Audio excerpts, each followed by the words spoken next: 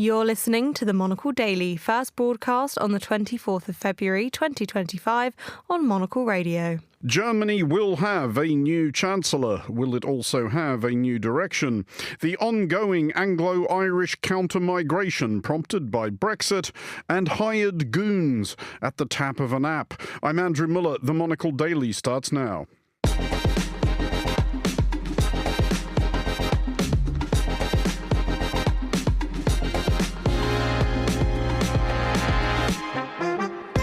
Hello and welcome to the Monocle Daily, coming to you from our studios here at Midori House in London. I'm Andrew Muller. My guests Nina dos Santos and James Rogers will discuss the day's big stories, and we'll meet the author of a new book reflecting on how and why Russian composers continued to create throughout the dangerous mania of Stalinism. Stay tuned, all that and more coming up right here on the Monocle Daily.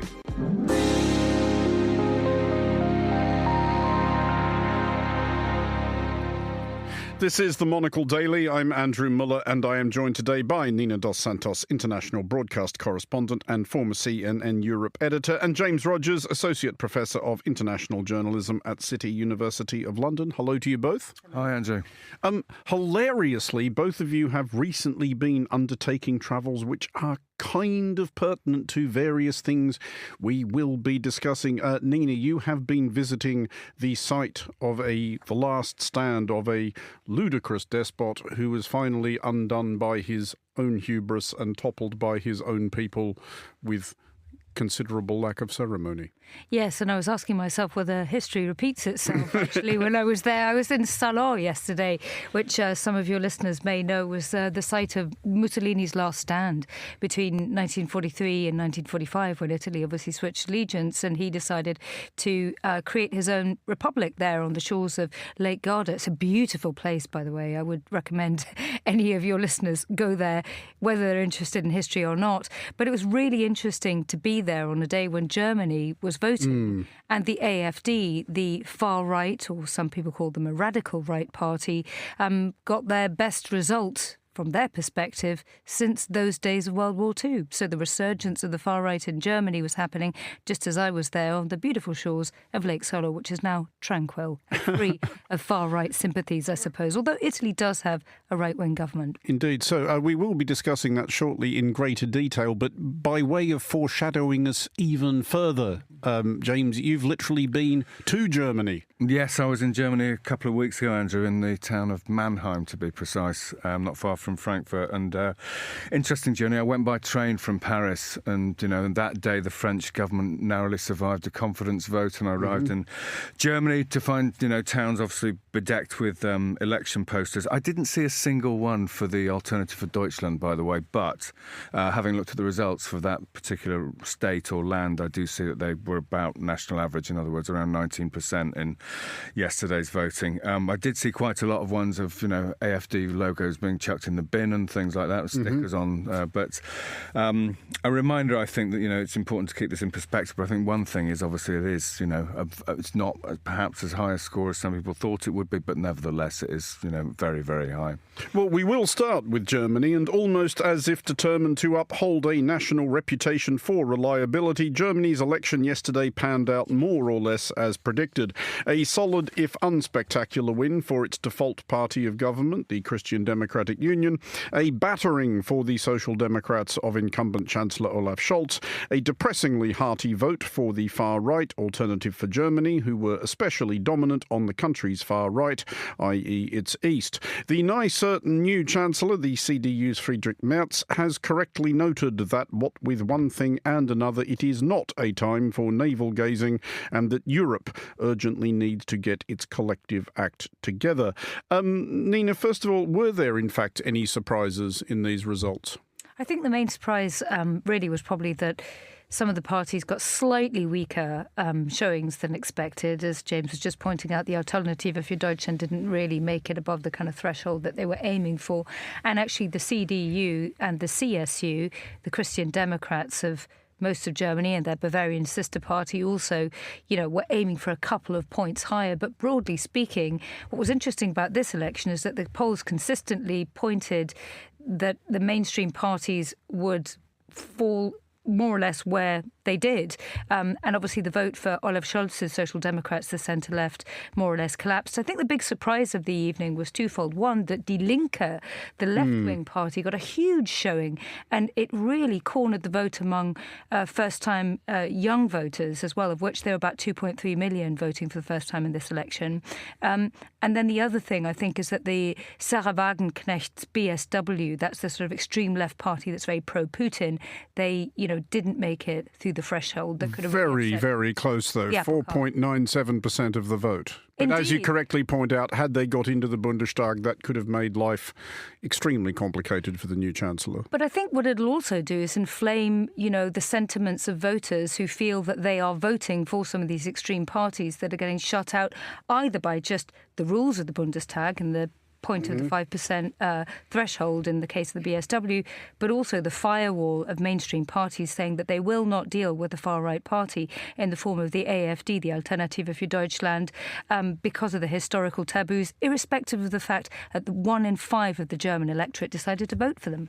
Well, indeed so. And on that subject, James, if you look at the AfD's vote, excuse me, which is a little over 20%, dare we hope that this is their ceiling? I mean, Friedrich Merz has already been making some warning sounds to the effect that they haven't gone away. There does seem to be a general feeling that this was not the election to which the AfD really were working, that they're hoping for a vault towards 2029. I think the next one is due. They have almost doubled their vote this time out. If they do that again next time out, then they win. Well, I think that is the concern for people who are worried about their growing strength, because if you look at this in the longer term, and I mentioned that I was in France on my way to Germany that time. Now, when I was a correspondent in Brussels, I covered the 2002 French presidential election, when that caused a shockwave around Europe because Jean-Marie Le Pen, the late leader, the late father of the current leader of the reinvented party, Marine Le Pen, who is on her own now showing strongest for the next presidential election. I think parties like this can afford to think in the longer term. At that time, you probably remember it was an election in which the left vote didn't turn out in the first round. In consequence, the far right got through to the second. Everybody then voted for the Conservative candidate Jacques Chirac to ensure that the far right would be kept out. This was the election in which Chirac's own supporters were chanting, "Vote for the crook, not the fascist." Well, that kind of thing. Exactly. It was a real turning point. Actually, I got to the National Front's headquarters and to go live on air, and some very nicely turned out security men in suits were moving away skinheads who they obviously didn't want to be on TV because they weren't expecting the TV to turn up until then. So I think in that sense, maybe they've peaked, maybe they haven't. But the fact is, as Nina was saying, pointing out that the Die Linke, the left-wing party, the former communists, have got a strong showing here. The problems that are leading to this, the failure of European social democracy and the failure of the European version of liberal capitalist democracy, are not likely to go away. And so unless and until those problems are addressed, there's no reason why the extreme parties can't continue to grow. I note that Die Linke and AfD, between them, Alternative for Germany, have got about a third of the seats in the Bundestag. Well, indeed. Nina, Friedrich Merz, the almost certain now new Chancellor, does seem to have a fairly straightforward path to power, i.e. a coalition with the vanquished SPD. He has made certain suggestions that he really doesn't want to faff around putting a new government together, things being as they are. But do you think he is trying to brace Germany for a radical rethink, like even more than we have seen in recent years, of its position in the world? He said last week that this US government does not care much about the fate of Europe. He has literally used the phrase independence from the United States. I know. I think most of us yesterday evening took a sharp intake of breath when finally you saw the parliamentary arithmetic settle. And obviously it means that even though these mainstream parties realise that they can't command the big majorities that they used to back in the days of Angela Merkel, when they could form these very straightforward grand coalitions, at least by a smidgen, that option is still on the table, which means that Friedrich Merz can hope to form a coalition, potentially a rather stable coalition by Easter, he hopes. And boy, will he need it, because obviously world events are moving extremely fast. And he said as you pointed out, that he wants Europe to become more independent from the United States, that basically he's cast aspersions upon whether or not the United States is a reliable NATO ally in the last few days. And there will be a lot of people in Europe thinking, all right, cometh the hour, cometh the man. But we've got to remember Friedrich Merz actually hasn't been elected to office before. This is somebody who, a bit like Keir Starmer, has been a lawyer beforehand. His chances for the chancellery were scuppered by Angela Merkel a while ago, and then he went into corporate law. So is he prepared for the kind of consensus building that you might need that more experienced politicians are? We don't know. Well, moving along somewhat, but sticking with the subject of just perhaps the getting together of Europe's act, some gestures have been made today in observance of 3 years elapsing since Russia launched its 72-hour lightning conquest of its neighbour. The EU has approved a new package of sanctions against Russia, the 16th since the full-scale war began. Also, EU Commission President Ursula von der Leyen is in Kiev, along with Canadian Prime Minister Justin Trudeau, while President Emmanuel Macron of France and UK Prime Minister Sir Keir Starmer are going to Washington, D.C. this week to try and keep US President Donald Trump interested.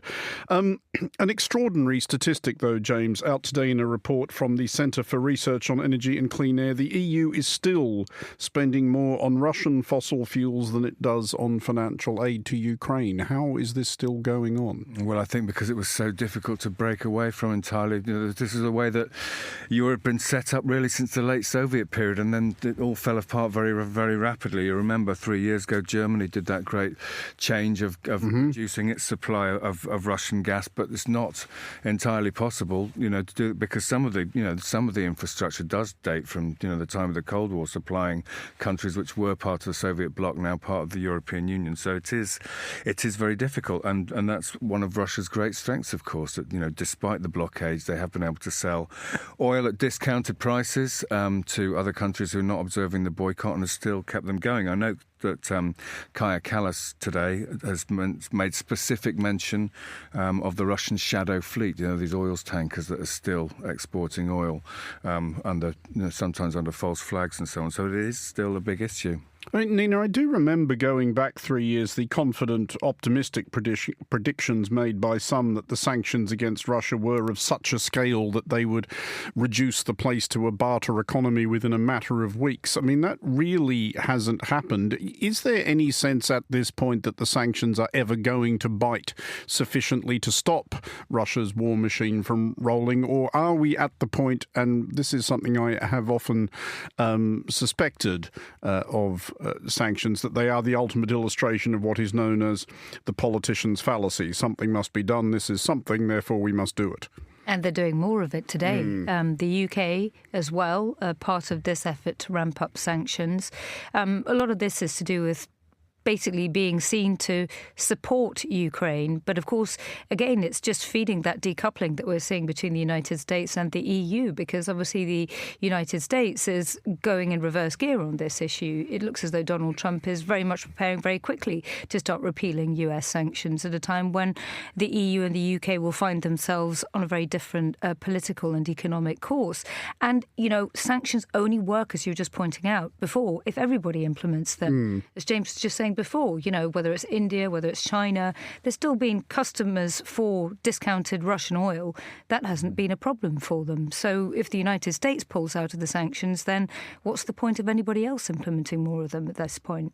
James, as regular listeners will be aware, Russia is a country you know well. You reported from there for many years. Is there anything, if not economic sanctions, within the capabilities of the EU that might leave any kind of mark on the Russian regime? If the EU were to impose absolutely complete travel bans, like no Russian citizen comes or goes throughout all their embassies, I mean, are there options that would actually cause Russia to rethink anything? I think it's difficult to see what they are at this stage beyond what's been done in the last 3 years, to be quite honest with you. I mean, if you can impose an absolute travel ban, remember, Russia, those people, you remember the big mobilisation, the big draft that Russia had in September 2022, just almost 6 months after the start of the full-scale invasion. In that, they let people leave. The Russians turned a blind eye, and anywhere between 250,000 and 1 million people left, a lot of them men of military age, a lot of them also highly skilled professionals who have found gainful employment, helping the economies of the West, and the Russians were happy to see them go as a possible fifth column. That sort of stratum of liberal Russian opinion as still existed. But no, beyond that, I mean, I think the one thing that has really worked for Ukraine in the last 3 years is military aid. And that's not to say the sanctions have not been effective. I mean, I haven't been to Russia for 5 years, and I may never set foot there again, possibly. Although unless I get a US passport, I might be able to go around. Are you not popular with them for some unimaginable reason? I'm not on any formal banned list, as far as I know. But I don't suppose I'd get very far trying to get a visa, and I'm not sure I would be able to come back to go there either. So, but I do think that's the thing that has made the big difference so far. But that said, you do sense that a lot of the crowing that's going on amongst Russian propagandists is we're going to get MasterCard back, we're going to get Visa back, and the Western businesses are going to have to come back on begging for a slice of the Russian market again. So I think there is a sense that they are shut out. Russians can still travel. They can't go on holiday to France and Germany and Italy and everywhere else nearly as easily as they once could. Well, actually, I was having lunch with a Russian business person in Paris just last week, actually. The week before. And this person has another passport, but his wife has a Russian passport, and they almost didn't let her into the country. And so you're starting to see among this sort of elite Russian diaspora that lives elsewhere that they feel that Russia is being penalised. They feel it. They feel very, very keenly about this. And the problem is that a lot of these people are also going to places like Dubai, where they're very much welcomed, and they can travel back and forth with Russia, and they continue to trade with Russia. They might have their own misgivings about, the government over there. They might not vocalise them inside Russia, but they can elsewhere. But they're still able to be dulled into the economic system in Africa, in the Middle East, and elsewhere. To move on to the diplomatic front, Nina, we do have to address the question of whether there is any point in these missions that President Macron and Sir Keir Starmer are undertaking to Washington, presumably to try and talk Donald Trump around. Within the last hour or two, the United States has voted against the Ukraine's UN resolution demanding Russia withdrawal and asserting Ukraine's territorial integrity, which means that the United States has voted alongside Russia, Nicaragua, Hungary, Belarus, Eritrea and North Korea, among others. Even China and Iran had the good taste to abstain from this one. I know, it is crazy, isn't it? And at the same time as they were taking that position, Emmanuel Macron was standing on the steps of the White House trying to talk Donald Trump around on softening his position on Ukraine, particularly with regards to, this sort of quid pro quo. Yet another quid pro quo that he's offered President Zelensky. We remember the famous one back in 2019. Now, obviously, his quid pro quo is hand over your rare earths, hand over your commodity riches, and that'll pay us back for all of the money that the US has spent under the Biden administration trying to help you defend yourselves. And at the same time, as Macron's standing on the steps of the White House, the US is voting with these pariah states, the UN. You've also got Donald Trump taking to Truth Social, I noticed about an hour or so ago, promising big business transactions with Russia, which goes back to our topic of whether or not, economic leverage will make any difference at all with such a highly transactional president who doesn't really care about international rules and institutions like the United Nations. It is all terrifically heartwarming.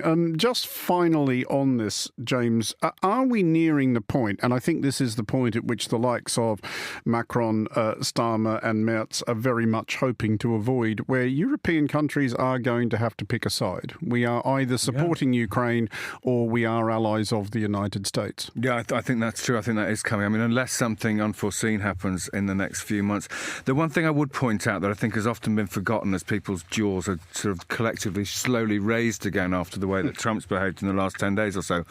So far as one can tell, Trump has got absolutely nothing out of this, and Putin has got pretty much everything he wanted. 3 years ago, if you told him what would have happened 3 years' time, he'd probably been disappointed that he didn't conquer Kiev in the first attempt as he planned. But, from his point of view, things are looking pretty good. And if he ends up splitting the Western political and military alliance. A lot of people have been saying Putin's messed up. Sweden and Finland have joined NATO. He wasn't counting on that. If the United States, in effect, leave NATO, then I think he will very happily settle for that. So I think that is what's coming. But I think one thing that was said a lot when Trump was first elected was the United States. That Russia actually would prefer, although Hillary Clinton had a much harder line on Russia, at least they would have had an idea what they were dealing with, and they do not with Donald Trump, and things could change again. Well, let's move along and look at the United Kingdom. And a few days after the UK voted to leave the European Union in 2016, the government of the Republic of Ireland found itself compelled to issue a statement asking British folk to desist from their frantic rummaging in the attic, attempting to dredge up yellowing cobweb-covered proof of an Irish grandparent. They had fielded so many applications for Irish citizenship that the system was in danger of buckling. 8 years later, the stampede continues. Applications for Irish citizenship from British citizens has hit a post-Brexit high, with another 24,000 last year. That is almost, and I checked, 2 new Wicklow's, more than a Wexford, and nearly an entire Kilkenny. Annoyingly, Nina, to the best of my knowledge, I have 2 Irish great-grandmothers. Obviously, if I was American, I would have forearms swaddled in shamrocks and go about the place calling myself an Irish American, but in Australia, that would probably get me interned in some sort of facility, and with good reason. Are you entitled to an Irish passport? No, but I did have I had 2 great Irish grannies, apparently. One of whom was from Rangoon in Burma, Myanmar. That doesn't sound terribly Irish. So there's no way I would be able to get an Irish passport. But I suppose it just goes to show how, everybody says if you're in Ukraine, for instance, people make the joke. They say, oh, everybody's got a Romanian grandma, right? And it's the same thing here in the UK with our relationship with Ireland. Look, I mean, friends of mine have managed to get Irish passports because of an Irish antecedent. Oh, I have British friends who have Irish passports who have literally never set foot in Ireland. I'm half Dutch, so I'm not eligible for anything else. James, do you have an Irish grandparent lurking anywhere? I do not, no. I have been to Ireland a few times. I've been many times, but I've asked. That doesn't count. I have, however, signed a friend's Irish passport application, and because I discovered in my capacity as a university lecturer, I'm that sort of respected member of society who's allowed to witness such things. But my friend, I have to say, and it mentions, obviously, in the story that's come out today, the backlog of applications has been waiting for quite a while. I think probably because the Irish ministries are just inundated with these requests, particularly from this side of the Irish Sea, with consequence that it's taken quite a long time. See, I wonder though with this specific passport, and this is a serious point, Nina, whether the benefit is obvious. It means that you are still an EU citizen. You can come and go from the EU. You can live and work in the EU, etc., etc., etc. But I think it must be one of the best passports to travel with, because the soft power imprint of Ireland is considerable. Nobody really has anything against the Irish. No one's, nothing intensifies when you present an Irish passport. And I know the difference it can make carrying an Australian passport. More than once I have been in situations where people have assumed me to be American or British, but then you whip out this thing with a kangaroo and an emu on the front of it. And everything's good. And all of a sudden, everything's just fine. And I think the Irish passport has a similar effect. I think you're probably right, with the exception, obviously, of Israel, that has some very tense relationships with Ireland at the moment. But look, I mean, it's not surprising to me that there's a 15% spike in people looking for an Irish passport from the UK. The economy over here is souring fast. We're experiencing a brain drain here in London, not just to Ireland, but elsewhere, and to other European capitals. And as we were just saying, lots of people are very concerned that we could be on the brink of another major conflict if the United States continues on this sort of rather hostile path towards some of its allies. And Ireland is well represented in the United States, so you'll probably be all right there. Well, and also Ireland has maintained, I don't think to its great credit, a creed of obdurate neutrality for decades, not a member of NATO, etc., and so forth.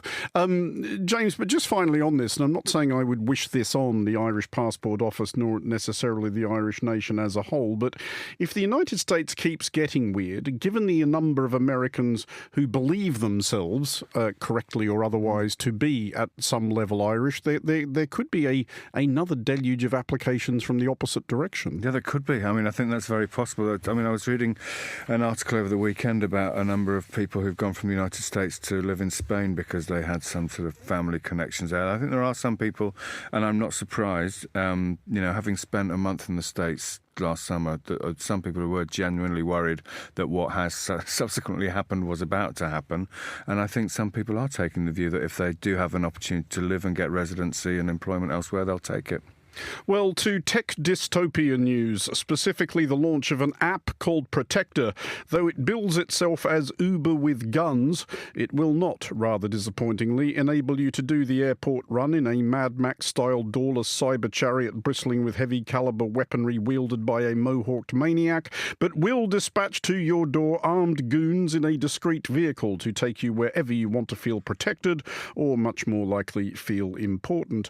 It is currently only available to listeners in Los Angeles and New York City who are invited to pay an annual subscription of $129, then $200 an hour per bodyguard, who we are reassured are law enforcement or military veterans.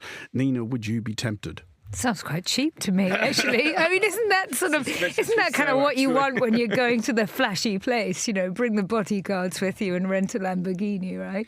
I don't know if you can necessarily get I mean, $200 an hour for the Lamborghini without the bodyguard is a steal. I don't know if a Lamborghini is actually on offer. No, the Lamborghini's more expensive than these bodyguards, really, right? You know what? Go by Uber and use the Uber of bodyguards, why not go the full... I mean, it's America. Go by Uber and take your own gun.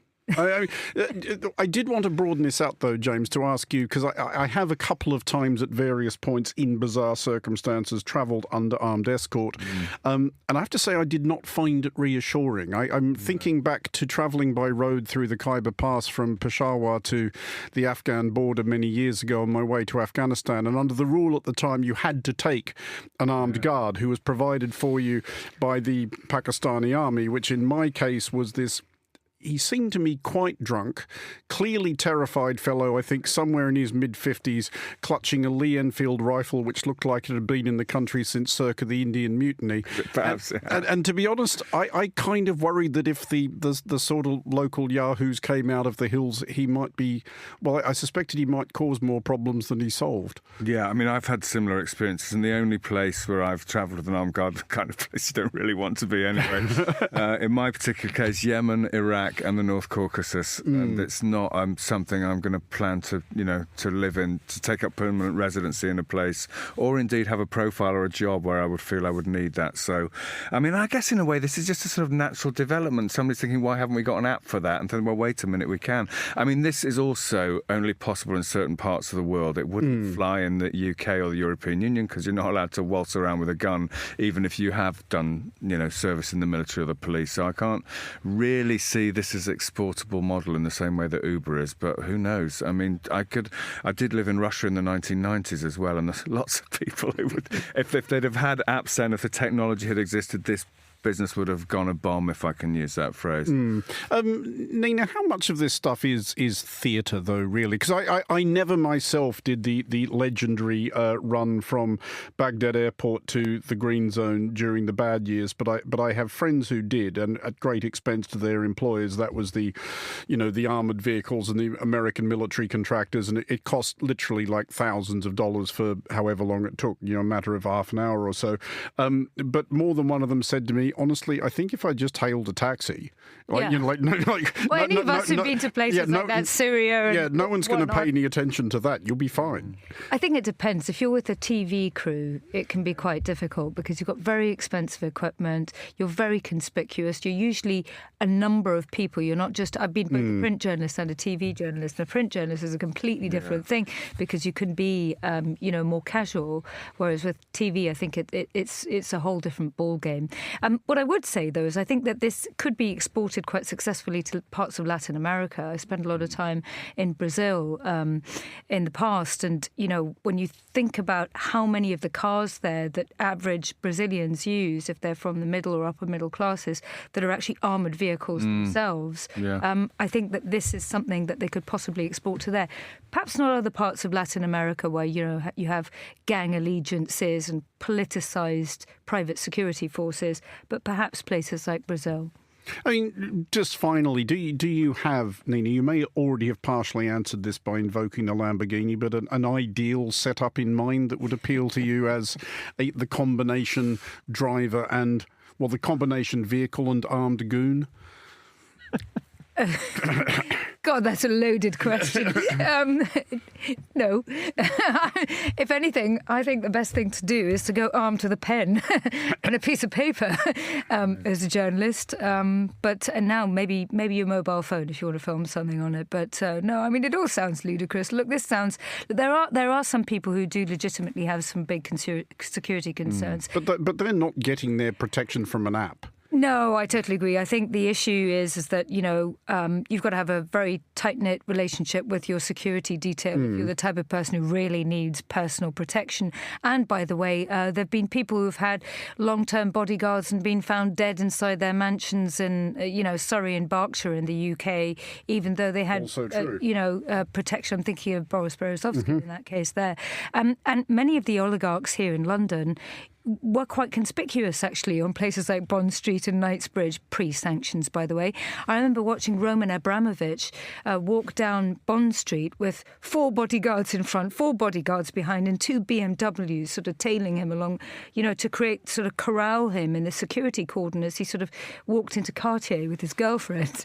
I used to see these ridiculous scenes in London, but none of them, of course, were armed because you're not allowed to carry weapons. But this goes back, just finally on this, James, to my earlier theory. This is mostly going to be used by people who want to show off, isn't it? I mean, I think the example that Nina's just given, it was a lot of that was for show. I don't think Mr. Abramovich was any in great danger walking down Bond Street and going to spend however $1 million he was going to drop in the jewellers, but I don't. So, yes, and of course, I mean, from what little experience I've had of talking to people who do this for a living, a lot of them say, well, actually, as Nina suggested, sometimes it's much better to keep a low profile. And precisely if you do walk down a main street like that, well, people will think, who's that?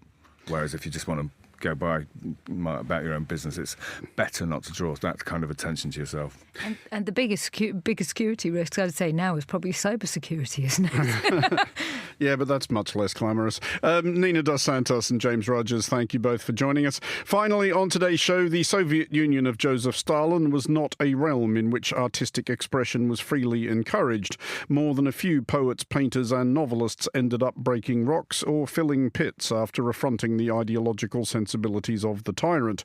But while also a terrible time for Russian musicians, it wasn't necessarily completely awful for Russian music. This was the era of Prokofiev and Shostakovich, among others, some remembered, some not. A new book tells their stories, The Sound of Utopia, Musicians in the Time of Stalin, by Dutch journalist Michael Krelaars.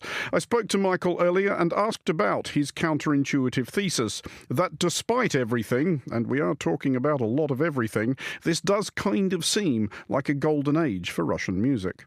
It was also the time in which many new developments in arts took place, especially in Russia before the Russian Revolution of 1917. So many of the composers I write about, they were all in this mood of a new renaissance in the arts, and they were of course connected to Western Europe. So there were several composers like Prokofiev and Shostakovich. They were all connected to Western European composers like Alban Berg and Hindemith, and they were in this wave of revolutionary music making. How much of a factor does it become, though, in the lives of the musicians you examine, that Stalin actually did kind of fancy himself as a music critic? Yeah, Stalin, he loved classical music, but he also had this ideology of socialist realism in which music should adhere to the communist rules of music should be normal.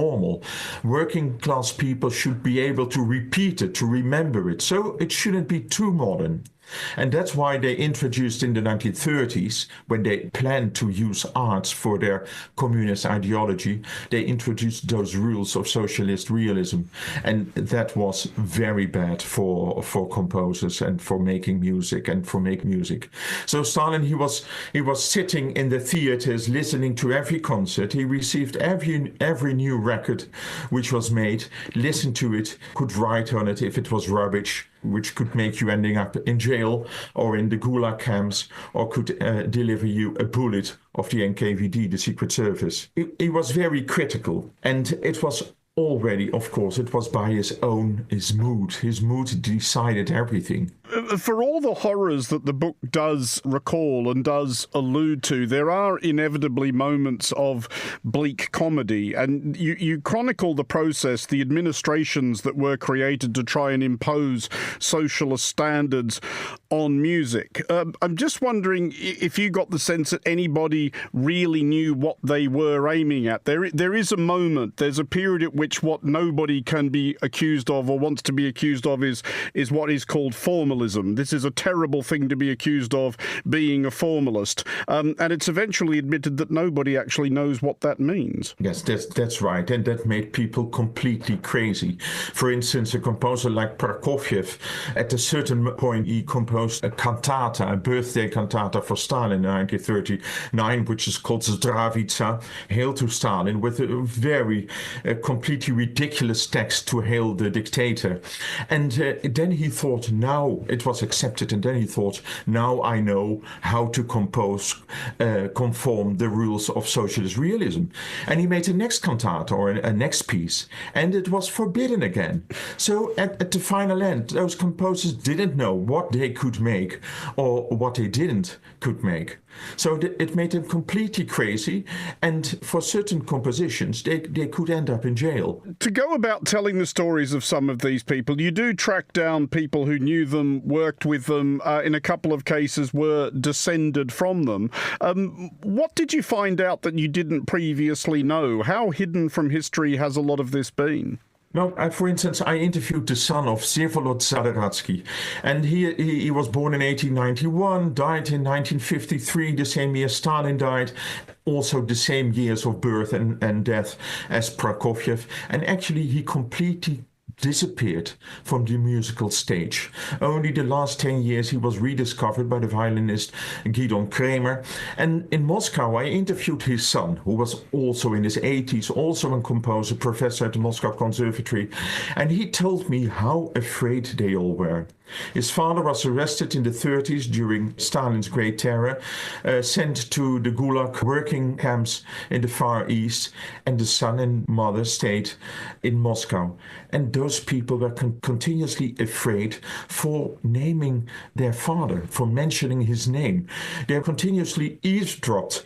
They didn't know what they were up to. They were afraid, and that was what I discovered. I thought those composers, they had a free hand of making what they wanted to do, and from time to time it was forbidden, and they could start again writing another work. But also their families, they were afraid of the Secret Service, of being sent to the Gulag. And you could be sent to the Gulag for nothing, because your relative, one of your relatives, was a part of an influential family which fell in disgrace, things like that. You reported from Russia for a long time, and that does prompt, I guess, what is the obvious question, which is, do you see any parallels between this period in Russia that you're writing about in your book and what Russia has recently become? It's very interesting, because Stalin, he loved the arts. He read new novels, he listened to records, he visited theater programs, he went to concerts, etc. The nowadays regime isn't interested in art at all. Of course, Ukrainian composers are forbidden. Their music isn't going to be performed. There was a composer named Silvestrov. He lives in Berlin nowadays. And at the beginning of the war, almost 3 years ago, his music was performed in Moscow, and suddenly there was a raid of the police, and they stopped the musicians performing his music. That happens. But till thus far, that's the only thing. Of course, the regime doesn't want to have critical plays in the theaters in which Putin is radicalized. But that's all. Music is still still being performed. It's only in the West when from time to time I got a phone call from the manager of a concert hall, and they asked me, can we still invite a composer or conductor so-and-so? And then I have to find out if he is friends with Putin or not. But that's even more ridiculous. I mean, as a closing thought, when you look back on this period where, this enormous apparatus of state repression is being deployed to harass, crush, imprison, exile, even execute musicians, did you get a clear understanding of what it was about music and about the act of creation that the Soviet authorities were so afraid of? They always want to control everything. That was part of their job. So they wanted to control the arts. They wanted to have their own art. They wanted to show that Soviet art is more special than Western art. So that's why they also invited Prokofiev, who was living in the United States after the Russian Revolution, and afterwards in France. They invited him to come back to the Soviet Union because artists, famous artists, genius artists, were the best ambassadors for the Soviet ideology. So they could boast with a Prokofiev, they could boast with a Shostakovich to show off, to show here the best music is being made, and that's only thanks to communism.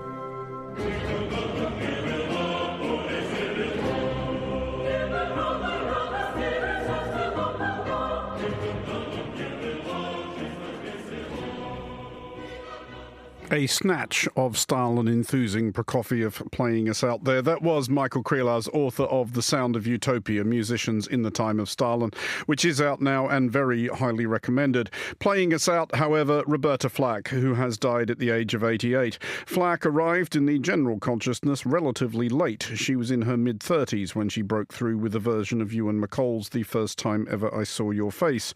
She nevertheless assembled a discography which spanned 6 decades and was a dominant voice, especially of American soul music of the 1970s. She plays us out with what should have been a massive early hit, her 1972 version of Goffin and King's Will You Still Love Me Tomorrow? And that is all for this edition of the Monocle Daily. Thanks to our panellists today, Nina Dos Santos and James Rogers. The show was produced by Monica Lillis and researched by Maisie Ringer. Our sound engineer was Elliot Greenfield. I'm Andrew Muller here in London. The Daily is back at the same time tomorrow. Thanks for listening.